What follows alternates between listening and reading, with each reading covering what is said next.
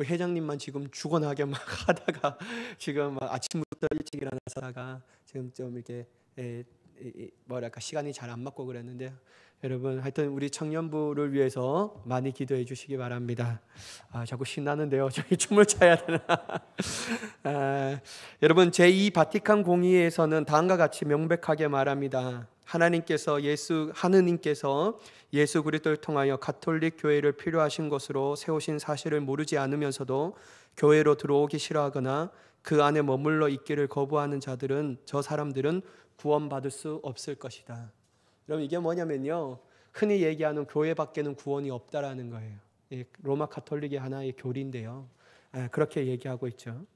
여러분 이 말의 뜻은 뭐냐면, 가톨릭 교회가 진정한 교회임을 알면서도 가톨릭 교회를 고의로 떠나는 행위, 그리고 가톨릭 교회가 예수 그리스도가 직접 세운 참교회라는 것을 알면서도 입교하지 않는 사람들은 자기 탓으로 가톨릭 교회 밖에 있는 사람들이므로 그 상태로 세상을 떠나면 구원받을 수 없다라는 뜻을 가지고 있다라고 합니다. 그러나 여러분 저는 이런 가톨릭의 교리에 동의하지 않습니다. 저는 누구든지 주는 그리스도시여 하나님의 아들이십니다라고 고백하는 자들에게는 하나님께서 그 고백 위에 하나님께서 친히 당신의 교회를 세워주셨는 줄 믿습니다. 그러므로 이 교회만이 참된 교회라고 할 수 있다는 것이죠. 그래서 저는 단지 로마 가톨릭 교회 안에 있는가 있지 않는가 중요한 것이 아니라 우리가 누구 안에 있는가가 훨씬 더 중요하다는 것이죠. 여러분 칼 바르트라는 이 유명한 신학자가 있는데요, 이러한 것에 인하여서 막 논쟁하고 논의할 때 이 유명한 신학자가 뭐라고 얘기하냐면요, 교회 밖에는 구원이 없다라는 말을 그리스도 밖에는 구원이 없다라는 말로 바꿔 얘기하기를 제안했다라고 말합니다. 그래서 여러분 교회 밖에 구원이 있는가 없는가 이거는 여러분 우리가 논의할 필요가 없고요, 그 교회라는 장소가 중요한 것이 아니라 우리가 예수 안에 있는가 예수 밖에 있는가, 이게 무엇보다도 더 중요한 하두가 되는 줄 믿습니다. 저는 로마서 8장을 대할 때마다 사도 바울의 말씀 중에 가장 마음이 와닿는 단어가 있는데요, 그것은 뭐냐면 무엇 안에 있는 자. 이 말이 읽을 때마다 참 저의 마음을 뛰게 합니다. 여러분 1절의 말씀을 한번 보도록 하겠습니다. 그러므로 이제 그리스도 예수 안에 있는 자에게는 결코 정죄함이 없나니. 여러분 첫째로 예수 안에 있는 자에게는 결코 정죄함이 없다라고 말합니다. 예수 안에 있는 자에게는 결코 정죄함이 없다. 여러분 사도 바울은 그러므로 이제 그리스도 예수 안에 있는 자에게는 결코 정죄함이 없나니라고 말씀하면서 그 어디에 있는 자라는 것을 부각시킵니다. 부각시키는 것이죠. 그리스도 예수 안에 있는 자만이 결코 정죄함이 없다라는 사실을 사도 바울은 명백하게 우리에게 말씀하고 있다라는 것이죠. 여러분 이 로마서의 말씀은요, 우리가 착각하지 말아야 되는 게 믿지 않는 사람들을 위해서 쓴 것이 아니에요. 로마 안에 있는 그것도 믿음으로 소문났다라고 말했던 그 로마 안에 있는 교회에 있는 성도들에게 편지한 겁니다. 그러므로 여러분 예수 그리스도를 믿지 않는 사람들에게 하는 편지구나, 이건 나와 상관이 없는 거, 이게 아니에요. 여러분 이거는 신자들의 상태를 향하여 사도 바울이 쓰고 있다라고 말합니다. 그러면 여러분 사도 바울의 머리에는 뭐가 있냐면요, 교회 안에 있지만 여전히 그들은 어떤 사람은 예수 밖에 있는 사람들도 있고 어떤 사람은 예수 안에 있는 사람들도 있다라는 사실을 명확하게 인지하면서 사도 바울은 서신서를 썼다라고 우리는 이 관점을 가지고 오늘 이 성경을 봐야 한다라는 겁니다. 여러분 사도 바울은 결단코 눈에 보이는 교회를 말하지 않았습니다. 우리가 말하는 흔히 제가 어렸을 때는 교회를 교회라고 잘 안 하고요, 뭐라고 했냐면요, 예배당이라고 했어요. 갈전 예배당. 제 고향이 갈전인데요, 갈전 예배당이라고 했어요. 여러분 성경적으로 따져보면 진짜 교회는요 우리 자신이에요. 우리 자신을 진짜 교회라고 말합니다. 이 눈에 보이는 로컬 처치라고 말하는 이건 단지 눈에 보이는 교회 건물이라고 엄밀하게 얘기할 수밖에 없지만, 주님께서 진짜 교회가 어떤 교회냐라고 물으신다면 우리 자신이 교회라는 거예요. 왜냐하면 여러분 제가 몇 번이나 말씀드렸지만 이 교회라는 이 헬라어 원어가 뭐냐면 에클레시아라고 말합니다. 이 에클레시아는 두 가지의 단어가 합성됐는데요, 에크라는 것은 무엇으로부터, 레시아 부르심을 받은 자. 그러니까 여러분, 세상으로부터 부르심을 받은 자, 죄로부터 하나님의 은혜로 부르심을 받은 자가 진정한 교회라는 사실이라는 거예요. 그래서 여러분, 우리가 하나님 앞에 진정한 교회라는 사실을 꼭 가져야 합니다. 그래서 여러분, 사도 바울은 물론 여기 말하는 제가 말씀드리는 이 교회는 로컬 처치라고 말하는 이 눈에 보이는 교회를 의미하고 있는데요. 사도 바울은 결단코 눈에 보이는 교회 안에 있는 자가 결코 정죄함을 받지 아니한다라고 말한 적이 없습니다. 사도 바울은 그거 중요하게 여기지 않았어요. 단순히 교회 안에 있는 자가 정죄함을 당하지 않는다라고 말하는 것이 아니고요. 예수 그리스도 안에 있는 자만이 그 어떤 누구로부터 정죄함을 받지 않는다라고 말씀하고 있다라는 것이죠. 그 존재가 사단이라고 할지라도, 마귀라고 할지라도, 심지어 하늘의 천사라고 할지라도 예수 안에 있는 자를 함부로 정죄할 수 없다라는 거예요. 그러므로 여러분, 사도 바울은 예수 안에 있는 자가 되어야 한다는 사실을 우리에게 끊임없이 얘기하고 있습니다. 여러분, 사도 바울의 서신서를 보면요, 그 문체의 특징 중에 하나가 예수 안에 있을 때, 예수 안에 있는, 이런 말이 반복적으로 나오는 단어가 있습니다. 사도 바울은 머릿속에서 또한 자신의 삶 가운데 경험적으로 느껴진 것은 뭐냐면, 모두 다 예수 그리스도를 따른다고 말하지만 그들의 삶의 모습을 볼 때 어떤 사람들은 예수 밖에 있는 사람의 모습으로 나타나는 사람도 있고, 어떤 사람들은 예수 안에 있는 모습으로 따라 진정으로 주님의 참된 제자로 살아가는 사람들도 있다라는 사실을 사도 바울은 능히 깨달았다라는 거예요. 여러분, 특별히 여러분, 이 로마 교회는 믿음으로 소문난 교회였습니다. 그럼에도 불구하고 이러한 사람들이 있다라는 사실을 사도 바울은 염두하면서 얘기하고 있다라는 것이죠. 그렇다면 여러분, 문제가 뭐냐면요, 도대체 왜 예수 안에 있는 무엇이 있기에 어떤 누구도 그를 정죄할 수가 없는가? 여러분, 2절의 말씀을 한번 보도록 하겠습니다. 이는 그리스도 예수 안에 있는 생명의 성령의 법이 죄와 사망의 법에서 너를 해방하였음이라. 여러분, 예수 안에 있는 자가 그 어떤 누구로부터 정죄함을 받지 아니하는 이유는 다른 것이 아니라 바로 생명의 성령의 법이 죄와 사망의 법에서 우리를 해방시켰기 때문입니다. 해방시켰다라는 거예요. 여러분, 해방시키다라는 단어는 뭐냐면 죄와 사망의 법이 우리로 하여금 어떠한 영향력도 미치지 못한다라는 것을 의미하고 있다라는 겁니다. 이게 바로 해방이라는 거예요. 여러분, 우리나라가 일제로부터 해방됐다라는 말은 어떤 것을 의미합니까? 우리의 주권이 회복되었다라는 것을 의미하는 것이죠. 일본이 더 이상 우리의 내정을 간섭할 수 없다라는 겁니다. 그들의 어떠한 영향력으로부터 영향력을 받지 않는다라는 것을 의미하고 있다라는 것이죠. 그러면 여러분, 죄와 사망의 법에서 성령님께서 우리를 해방시켰다라는 것은 뭐냐면 예수 안에 있는 자는 더 이상 죄와 사망으로부터 기두름을 받지 않는다라는 것을 의미하고 있다라는 것이죠. 그러므로 예수 안에 있는 자만이 결코 정죄함을 받지 아니한다라고 얘기합니다. 여러분, 바로 예수님의 대속의 죽음이 우리의 죄를 용서하시고 깨끗함을 얻었기 때문에 죄와 사망이 우리를 올가맬 수 없다라는 것을 의미합니다. 예수 안에 있는 자는 날마다 십자가에서 우리를 위하여 흘리신 예수 그리스도의 보배로운 피에 그는 날마다 몸을 적시고 있기 때문에 그 몸을 적시는 자에게는 죄와 사망의 법이 틈탈 수 없다라는 것이죠. 심지어 때론 죄에 넘어져도, 우리의 믿음이 연약해져도 우리가 예수 안에 있기만 한다면 절대로 죄와 사망이 우리를 향하여 어떠한 영향력도 끼칠 수 없다라는 것입니다. 우리가 어디 안에 있는가가 중요하다라는 것이죠. 우리가 어디 안에 있는가, 이게 너무 중요합니다, 여러분. 여러분, 우리가 죄에 넘어질 수 있어요.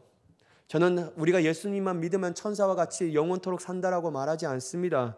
왜냐하면 제 자신을 보더라도 내가 얼마나 연약하지, 또한 얼마나 내가 넘어지기 쉬운 존재인지 내 삶의 모습을 보면, 저의 삶의 모습을 보면 너무나도 명확하게 깨닫기 때문입니다.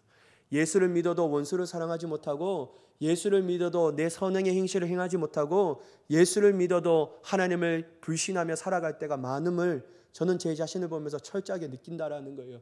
그러면 여러분, 우리가 이 상태로 계속해서 머무른다면 어찌 우리가 예수 안에 있는 자라고 얘기할 수가 있냐라는 거예요.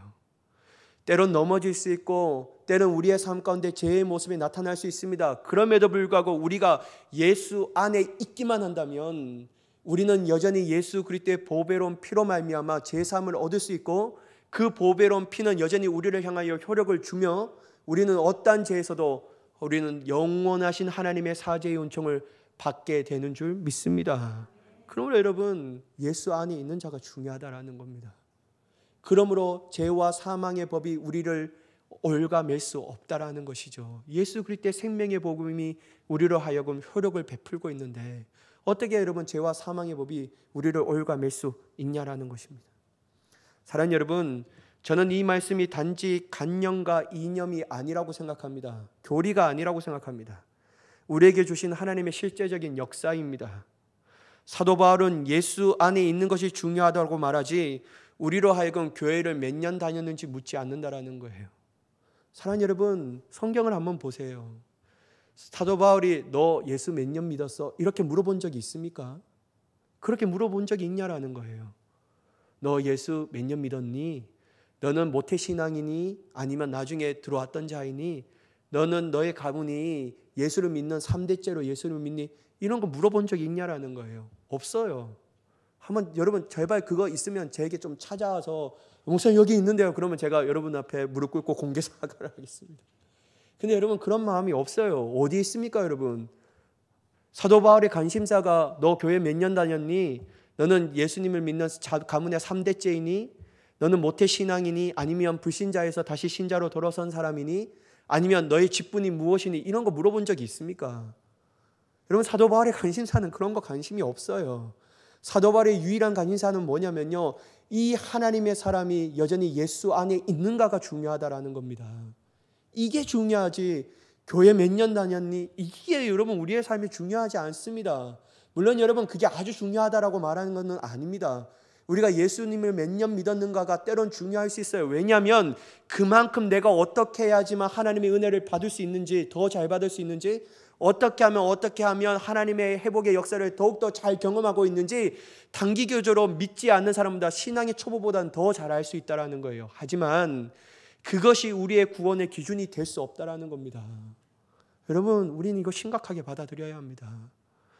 내가 어떤 것을 자랑하는 것이 아니라 내가 모든 사람들에게 자랑할 것은 뭐냐면 내가 여전히 예수 안에 있음을 통하여 죄와 사망의 법에서 해방받았다라는 이 사실을 모든 사람들에게 자랑하며 나아가는 자가 되어야 될 줄 믿습니다.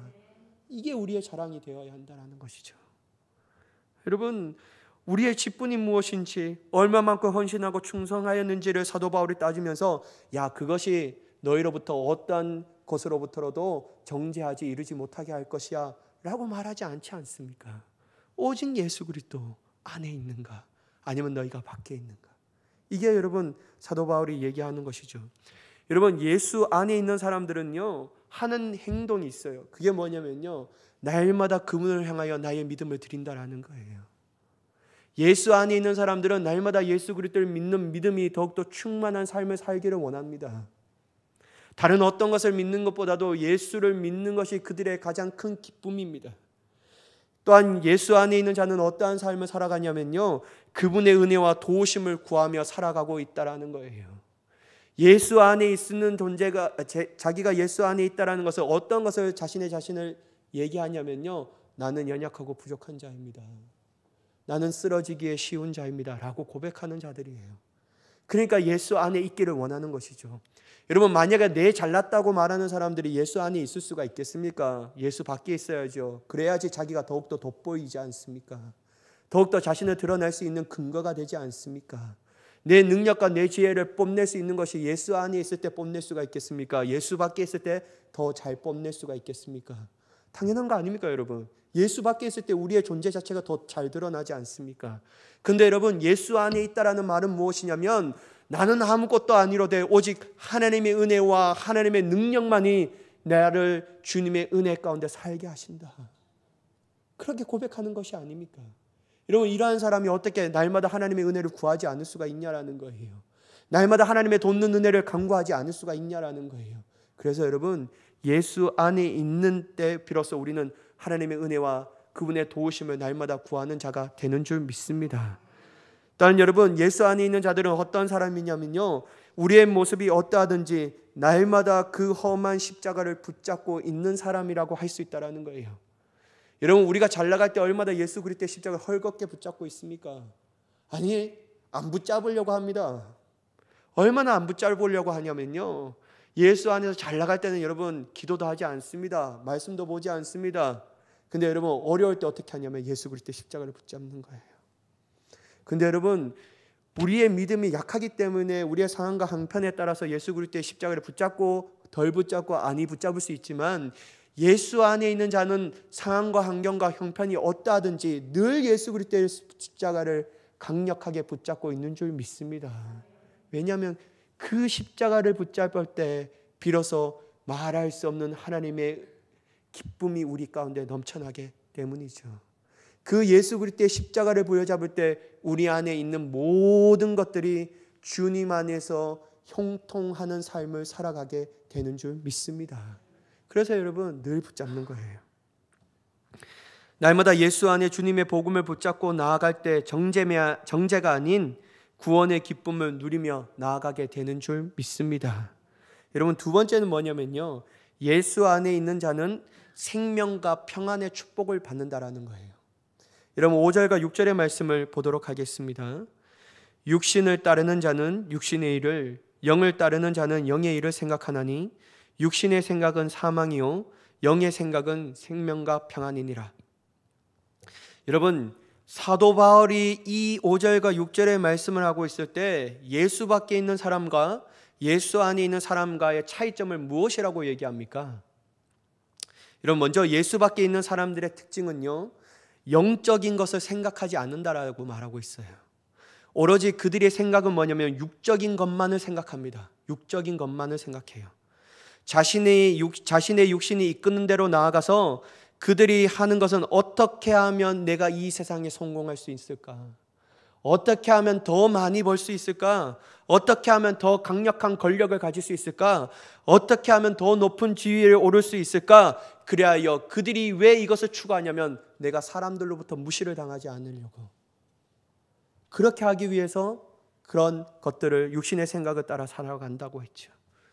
여러분, 엄밀히 말하자면요, 영의 일을 생각하지 아니하고 육신을 따라 생각하는 사람들은 한마디로 그들의 마음 가운데는 무엇으로 가득 찼다라고 얘기할 수밖에 없냐면 욕심과 탐욕으로 가득 찰 수밖에 없다라고 얘기할 수 있습니다.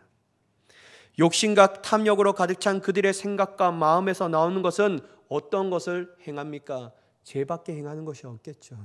왜냐하면 내 욕심과 탐욕을 이루기 위해서는 반드시 죄라는 수단을 이용할 때 비로소 자신의 탐욕과 욕심을 성취할 수 있기 때문이죠. 자신이 생각하는 목표를 이루기 위해서라면 그 수단과 방법이 좋지 않고 심지어 하나님께서 보시기에 싫어하는 것이라 할지라도 상관이 없습니다. 자신만 만족하면 되기 때문이죠. 철저히 자기 중심적으로 삶을 살아가고 있기 때문에 다른 사람이 피해보더라도, 다른 사람의 마음이 아프더라도, 다른 사람이 실패하고 파멸로 그들의 삶이 인생이 끝날지라도 상관없습니다. 나만 성공하면 다입니다. 이러니 여러분, 그 자신 안에 육적인 것을 따라 살아가는 사람들이 타인을 사랑하는 것이 가능하겠습니까? 불가능하죠. 여러분, 타인을 사랑하는 것이 어찌 가능하겠습니까? 불가능합니다. 여러분, 타인을 사랑하는 것은 무척이나 힘이 듭니다. 여러분, 타인을 사랑하는 것이 아니라 어떻게 사람들을 생각하냐면요, 저 사람이 나에게 이용 가치가 있는가, 먼저 그것을 따진다라는 거예요. 저 사람은 나에게 이용 가치가 있을까? 내가 저 사람과 교제하면 내가 저 사람 때문에 많은 이익을 볼 수 있을까? 이걸 먼저 계산을 굴립니다. 그러니까 여러분, 사랑은 불가능해요. 내게 이용 가치가 있으면 사랑이 아니라 그냥 데리고 가는 거예요. 내가 더 이상 이용 가치가 없으면 철저하게 버려버립니다. 내가 저 사람으로부터 이익을 많이 받으면 저 사람과 같이 교제합니다. 근데 저 사람으로부터 이제 더 이상 이익을 받는 것이 아니라 불이익을 받는다고 생각하면 철저하게 그 사람을 벗어버린다라는 거예요. 여러분, 이게 어떻게 사랑입니까? 철저히 탐욕과 욕심으로부터 나오는 것이죠. 또한 여러분, 그들은 철저히 이 땅만 바라보며 살아가는 사람들이라고 할 수 있다는 것이죠. 그들이 걸어온 발자취를 보면 수많은 죄의 자국이 남습니다. 하지만 그들은 도리어 그것들을 자랑합니다. 그리고 때론 합리화하기도 합니다. 내가 이렇게 하니까 이렇게 되었어. 수많은 죄를 지었는데 도리어 그것을 자랑한다라는 거예요. 왜냐하면 여러분, 그들의 바라보는 것은 오직 이 땅의 것만 바라보며 추구하는 삶을 살아가고 있기 때문이지요. 그러나 여러분, 가장 중요한 것은 뭐냐면요, 그렇게 살면 하나님의 준엄한 심판과 저주를 피할 수 없다라는 거예요. 여러분, 성경에는 어떤 말씀이 있습니까? 욕심이 잉태한 즉 죄를 낳고 죄가 장성한 즉 사망에 이른다. 여러분, 하나님께서는 이 말씀을 따라 그 말씀대로 그들이 받아야 할 것은 축복과 복이 아니라 도리어 저주라고 말씀하십니다. 심판이라고 해요. 그들이 받아야 할 저주와 심판은 영원한 사망이라는 것을 받게 된다라는 것이죠. 반면에 여러분, 예수 안에 있는 자는 어떤 자입니까? 그들은 영을 따르며 영의 일을 생각하는 자라고 할 수 있습니다. 여기서 말하는 영은요, 하나님의 말씀과 하나님의 뜻을 의미합니다. 그들은 늘 하나님의 말씀을 기억하며 그 말씀을 쫓아 살아갑니다. 그들의 삶 가운데 하나님의 뜻을 이루기 위하여 최선을 다하는 삶을 추구합니다. 하나님의 말씀이 실제적인 능력과 역사라는 것을 믿고 확신하기 때문에 어떠한 상황 가운데 그 말씀이 흔들리지 않는다라는 거예요. 그 말씀이 그들의 삶의 기준이 되어 어떠한 것들로 인하여서 주눅들고 무서워하는 것이 아니라 그 하나님의 말씀이 철저하게 자신의 기준이 되고 능력과 역사라는 사실을 믿고 있기 때문에 담대하게 싸워 승리하는 자가 되는 줄 믿습니다. 이게 여러분, 영을 따르는 사람의 삶의 모습이죠. 그리고 결국 승리를 주시는 하나님의 놀라운 복을 받게 된다는 것이에요. 그들은 이 땅에 속하여 살고 있지만요, 이 땅을 바라보며 사는 것이 아닙니다. 하늘을 바라보며 사는 사람들이라는 거예요. 이 땅에 속하여 있지만 그들은 이 땅에 속한 것으로 끝나는 것이 아니라 하나님의 신령한 하나님 나라에 속한 자들로 살아가게 된다는 것이죠. 그러니 여러분, 그들의 마지막은 하나님께서 약속하신 말씀을 따라 영원한 생명을 얻게 되며 주님의 주시는 평안을 누리며 복된 인생을 살아가게 되는 줄 믿습니다. 그러니 여러분, 철저하게 다르다라는 거예요. 육신을 따르는 사람은 결국 받아야 될 것은 준엄한 하나님의 심판과 저주인 사망을 받게 될 것이고, 반면에 예수 안에 있음을 통하여 영의 생각을 따르고 영의 일들을 하는 사람들은 하나님이 주신 영원한 생명과 영원한 평안을 맛보며 나아가게 된다라는 것이죠. 여러분, 존 웨슬리 목사님은 그의 설교 신생의 표적에서 다음과 같이 말씀하십니다. 여기서 신생은 무엇을 의미하면요, 영어는 new brace라고 말하고, 일단 여러분, 우리가 흔히 알고 있는 중생을 의미합니다. 다시 태어났다, 예수를 믿고 다시 태어난 사람들을 의미하고 있습니다. 그때 이 목사님이 어떻게 설교하냐면요, 신생의 표적은 첫째, 하나님의 자비로 인하여 하나님의 자녀가 되었다라는 확실한 믿음으로 사는 것입니다. 둘째는 죄를 이기는 능력을 얻습니다. 셋째, 어떠한 처지에든지 지각을 초월한 평안을 누립니다. 넷째, 생동하는 소망으로 넘쳐납니다. 다섯째, 고난 속에서도 기쁨이 가득하고 범사에 감사합니다. 여섯째, 마음에 하나님의 사랑이 가득 부어져 이웃을 사랑하고 열심히 선을 행합니다. 일곱째, 저는 이게 가장 중요한 핵심이라고 생각하는데요, 무엇보다도 하나님을 사랑하고 그의 계명을 즐거이 행합니다. 여러분, 예수 안에 있는 자가 중생한 자가 아닙니까? 그러면 여러분, 실제적인 하나님의 역사라면 이러한 삶을 우리 또한 살아가야 하지 않겠습니까? 여러분, 이러한 삶이 어떻게 땅의 것을 바라보며 땅의 것만을 추구하며 살아가는 사람이라고 할 수가 있겠습니까? 분명하신 하나님의 말씀이 우리 눈앞에 있는데 어떻게 여러분, 이것만을 추구하며 살아가면 하나님의 심판인 영원한 사망과 영원한 저주를 받을 수밖에 없다는 것이 내 마음 가운데 분명히 느껴지는데, 여러분, 어떻게 원수를 사랑하지 않으려고 그렇게 여러분 하나님의 말씀을 멸시하며 살아갈 수가 있겠습니까? 원수를 사랑하지 못하더라도 미워하지는 않겠죠. 미워하지는 않겠죠, 여러분. 여러분, 하나님의 말씀이 내 삶의 유일한 삶의 기준과 목적이 되어서 그렇게 살아가지 않겠냐라는 거예요. 근데 여러분, 우리는 너무 이 중생과 이 신생이라는 것을 너무 교리적 관념만 딱 갖춰서 얘기하는 거예요. 그러니까 이건 참 교리적으로는 너무나도 좋은데 실제적 삶을 일어난 것은 극히 드물어. 아니에요, 여러분. 부흥하는 시대 때는 누구나 이러한 놀라운 신생의 은혜를 체험하였습니다. 누구나 이러한 하나님의 능력과 역사를 자기의 삶 가운데 이뤄가는 삶을 살았습니다. 그 대표적인 예가 누구입니까? 사도 바울이지 않습니까, 여러분? 사도 바울이 이러한 삶을 살지 않았습니까? 베드로도 그러한 삶을 살지 않았습니까? 여러분, 주기철 목사님도 그렇게 살지 않았습니까? 손양원 목사님도 그렇게 살지 않았습니까? 여러분, 수많은 예가 있는데 우리는 왜 그렇게 살지 않는 사람들의 모습을 보면서 다 그래, 예수 믿어도 괜찮아, 이렇게 살아도 돼, 이렇게 말하는 것이, 여러분, 이거 용기 100배를 가지고 얘기해야 합니다. 사랑하는 여러분, 예수 믿는 사람은 그렇게 살 수 없다라는 거예요. 하나님의 예수 안에 있는 자들은 이렇게 살아갈 수밖에 없다라는 것, 즉 하나님의 놀라신 은혜 가운데 가지면서 늘 하나님이 주신 생명과 평안의 삶을 유지하며 살아갈 수밖에 없는 줄 믿습니다. 그래서 여러분, 수많은 파도와 폭풍이 우리의 마음가운데 몰아쳐도 여전히 지각을 초월하는 평안을 누리며 나아가는 자가 되는 줄 믿습니다. 요동하지 않아요. 여러분, 심하게 요동치지 않습니다. 오직 주님의 주신 평안을 누리며 나아가게 되는 줄 믿습니다. 여러분, 우리는 이러한 기준으로 지금 우리는 진짜 어디에 속하여 있는 사람인가 판단해야 합니다. 그리고 만약 우리가 지금 우리의 삶이 예수 밖에 있는 사람의 모습으로 살아가고 있다면요, 우리가 해야 할 것은 뭐냐면 그것에 머무르는 삶이 아니라 회개하고 돌이켜야 한다는 거예요. 우리가 회개하고 돌이키는 인생을 살아야 하는데 어디에 방향으로 돌이키며 나아가야 하냐면요, 예수 안에 있는 자의 모습으로 살아가는 방향으로 돌이키며 나아가야 될 줄 믿습니다. 그러므로 여러분, 우리가 해야 할 것은 주님 앞에 빨리 뛰어가야 합니다. 빨리 예수 안에 뛰어가야 하는 거예요. 여러분, 이렇게 사도 바울이 확신을 가지며 말할 수 있는 이유가 있습니다. 왜냐하면 사도 바울은 전에 예수 밖에 있던 삶도 살아보았고 부활하신 예수님을 만나고 예수 안에 있던 삶도 살아보았기 때문입니다. 그래서 여러분, 사도 바울은 강력한 말로 할 수 있다는 거예요. 내가 그냥 이거 이론으로 너희들을 가르치는 것이 아니라는 거예요. 사도 바울이 예전에는 자신의 예수 그리스도를 만나기 전에 예수 밖에 있는 삶을 살았습니다. 어떻게 했습니까, 여러분? 자기의 열심으로 살았습니다. 예수님의 놀라신 뜻, 의도대로 살아가는 것이 아니라 자기가 생각하는 의도대로 살았습니다. 그에게 자랑은 뭡니까? 가말리엘 문화생이라는 것이 자랑이었어요. 율법에 능통한 자인 것을 자랑하였습니다. 자기가 가진 로마 시민권을 자랑하며 살았습니다. 그런데 그가 했던 모든 것들이 어떤 것입니까?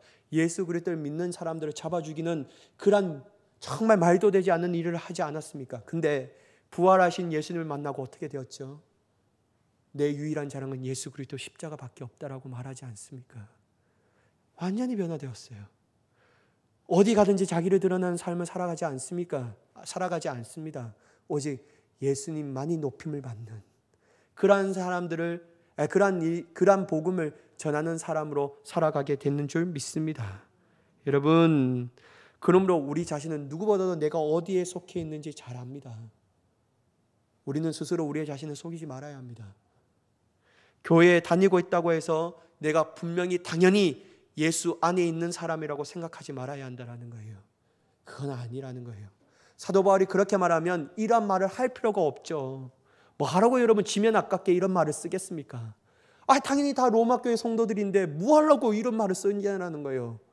근데 여러분, 사도 바울이 봤을 때 심지어 믿음으로 소문난 교회였지만 그 안에서도 여전히 예수 밖에 있는 사람들을 향하여 안타까운 마음을 가지고 주님 앞에 그 마음, 주님의 심정을 가지고 그들에게 편지하고 있다는 거예요. 사랑하는 여러분, 저는 여러분들을 정죄하는 것이 아닙니다. 여러분, 제가 말씀드린 것은 뭐냐면요, 우리가 잘못되었더라면 우리의 삶을 돌이키면 된다라는 거예요. 예수 안에 있기를 원하면 된다라는 것이죠. 그게 중요하다라는 거예요. 그러므로 여러분, 우리는 정말 예수 안에 있기를 소망하며 정말 마음으로 열망하며 나아가는 자가 되어야 될 줄 믿습니다. 여러분, 마지막은 뭐냐면요, 예수 안에 있는 자는 하나님의 자녀가 되는 특권을 누리게 된다라는 것이죠. 하나님의 자녀가 되는 특권을 누리게 된다라는 거예요. 여러분, 14절의 말씀을 한번 보도록 하겠습니다. 무릇 하나님의 영으로 인도함을 받는 사람은 곧 하나님의 아들이라. 여러분, 사도 바울은 무릇 하나님의 영으로 인도함을 받는 사람은 곧 하나님의 아들이라고 말하고 있습니다. 이게 뭡니까? 하나님의 자녀가 되었다라는 것이죠. 다시 말해서 예수 안에 있는 자가 바로 그 예수 그리스도의 생명의 복음으로 말미암아 더 이상 두려워 떠는 종의 모습이 아닌 하나님의 자녀가 되는 권세를 누리게 되었다라는 겁니다. 예수 안에 있는 자가 이러한 특권을 누리게 되었다라는 것이죠. 또한 여러분 16절의 말씀을 보면 이 사실이 우리의 감정과 우리의 그냥 배움을 통하여 얻어지는 사실이 아니라 성령님께서 친히 우리의 영혼 가운데 증언하신 일이라고 말하고 있습니다. 여러분 16절 말씀을 보시기 바랍니다. 성령이 친히 우리의 영과 더불어 우리가 하나님의 자녀인 것을 증언하시나니. 성령님이 우리에게 증언하신다라고 말하고 있어요. 성령님이 우리를 통해서 하나님, 너는 하나님의 자녀야 라고 우리의 영과 더불어 증언하고 있다라는 것이죠. 여러분, 날마다 예수 안에 있어서 영으로 인도함을 받는 것은 다른 말로 말하자면 성령님의 다스림을 받는 사람이라고 얘기할 수 있습니다. 성령님의 다스림을 받는 삶을 살아가게 되니까 그들의 삶은 더욱더 하나님과 친밀한 삶을 살아갈 수밖에 없다라는 거예요. 왜냐하면 말씀만 읽으면 주님의 뜻이 분명해져 버리니까. 성령님께서 날마다 나에게 그거 아니야 이게 바로 하나님이 원하신 삶이야 친밀하게 우리에게 말씀하시니까. 그러니까 여러분, 이 다스림을 받는 사람의 모습은 늘 하나님의 뜻 가운데 걸어가는 삶을 살아가게 된다는 거예요. 여러분, 부모와 자녀는 누구보다도 친밀한 삶을 살아가게 됩니다. 여러분, 자녀는요 다른 아저씨와 아줌마와 친밀해지기를 원하지 않습니다. 그건 다른 아저씨와 아줌마의 말을 내 부모님의 말보다 더 잘 듣지 않습니다. 왜냐하면 우리 부모님이 아니니까. 여러분, 자기를 낳아주시고 사랑으로 자신을 길러주신 부모님의 말씀을 어떤 누구보다도 더 잘 듣습니다. 이처럼 여러분, 하나님의 말씀에 순종하며 나아가는 것은 더욱더 성령님께서 우리에게 확실하게 말씀하시는 이유가 뭐냐면 너는 하나님의 자녀이기 때문에 누구보다도 하나님과 친밀해질 수밖에 없고 누구보다도 하나님의 말씀 가운데 철저하게 순종할 수밖에 없다는 사실을 우리에게 말씀하고 있는 줄 믿습니다. 그리고 여러분, 더 특권이 뭐냐면 감히 하나님을 나의 아버지라고 부를 수 있게 되었다라는 거예요. 전능하시고 위대하시고 창조이신 하나님이 정말 우리가 인간적으로 보면 죄 많은 인생이 어찌 여러분 감히 죄인이 하나님을 아버지라고 부를 수가 있겠습니까? 근데 주님이 우리를 그렇게 아버지라고 부를 수 있게 했다라는 것이죠. 왜? 예수 안에 있기 때문에. 예수의 생명이 여전히 그의 마음 가운데 있기 때문에. 그러므로 여러분, 예수님을 나의 아버지라고 부를 수 있게 되었다라는 것이죠. 그리고 여러분, 가장 중요한 것은 뭐냐면요, 우리가 하나님의 자녀가 되었다라는 것이 우리에게 있어서 가장 큰 중요한 이유가 뭐냐면요, 하나님의 기업을 이을 상속자가 되었다라는 거예요. 왜냐하면 여러분, 자녀만이 아버지의 것을 물려받을 수 있기 때문이죠. 17절에 자녀이면 또한 상속자 곧 하나님의 상속자요 그리스도와 함께한 상속자니 우리가 그와 함께 영광을 받기 위하여 고난도 함께 받아야 할 것이니라. 여러분, 우리가 예수 안에 있기에 하나님이 우리의 아버지가 되시며 우리는 그분의 자녀가 되었기에 이제는 그리스도와 함께 한 상속자가 된 줄 믿으시기 바랍니다. 그래서 여러분, 하나님의 나라가 우리의 것이 되었다라는 거예요. 하나님의 나라가 우리의 것이 되었다라는 거예요. 저 천국과 저 천상에 있는 모든 것들이 우리의 것이 되었다라는 것이죠. 예수님이 이 땅의 왕이시기 때문에 그 예수님과 더불어 우리가 이 왕의 권세를 가지며 마지막 때에 다스리는 자가 되는 줄 믿습니다. 왜냐하면 하나님이 우리의 아버지시고 우리가 그분의 자녀가 되었기 때문에. 사랑하는 여러분, 저는 바라옵건대 우리 교회 안에는 모든 성도님들이, 저뿐만 아니라 모든 성도님들이 예수 안에 있는 자로 날마다 살아가는 자가 되기를 간절히 축복합니다. 그래, 늘 승리하며 늘 천상의 기쁨을 누리며 늘 하나님의 영원하심을 바라보며 나아가 끝내 승리로 주님께 영광 돌릴 수 있는 저와 여러분이 되기를 예수 그리스도의 이름으로 간절히 축원합니다. 기도하겠습니다. 사랑의 하나님, 우리와 함께하여 주시기를 간절히 소망합니다.